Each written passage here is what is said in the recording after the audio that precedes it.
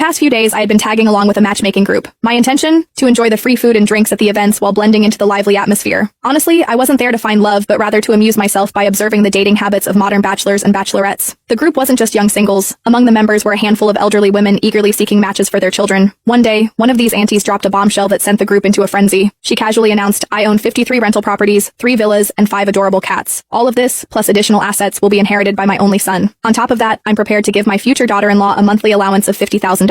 The chat erupted with messages from women of all backgrounds vying for her attention. Questions flooded in, asking if her claims were true. With confidence, she affirmed the legitimacy of her statement, but then she added, "There's just one condition. My son is in a vegetative state. I hope his future wife will not mind." Silence fell over the group like a heavy curtain, but I couldn't help chuckling. To me, this sounded like a golden opportunity wrapped in a velvet bow. I had already decided long ago that marriage wasn't in my plans. Why bother tying myself down? Life was better lived on my own terms. But if marrying a man in a vegetative state meant financial freedom, that didn't sound too bad at all. I, Stella Greer, had one great love: money. Without hesitation, I sent her a message in the group chat. "Why would I mind? Your son is clearly my destined sleeping prince." The group exploded in laughter and applause. Messages poured in, calling me bold, funny, and even shameless. I didn't care. To me, it was all worth it. Moments later, the auntie messaged me privately. "Are you being serious? Do you actually want to marry my son? Or are you just joking?" "Of course I'm serious." "Why?" "Because of money," I replied bluntly. There was no point in sugarcoating it. I was in it for the fortune. She fell silent, and I assumed I'd blown my chance. But then to my surprise, I received a transfer notification. She had sent me $500 as a travel allowance and invited me to visit her at Villa 8 in Starlight Bay, located in Crescent Gardens. She promised a warm welcome. Crescent Gardens was the most exclusive neighborhood in the city, with villas averaging over $1 million.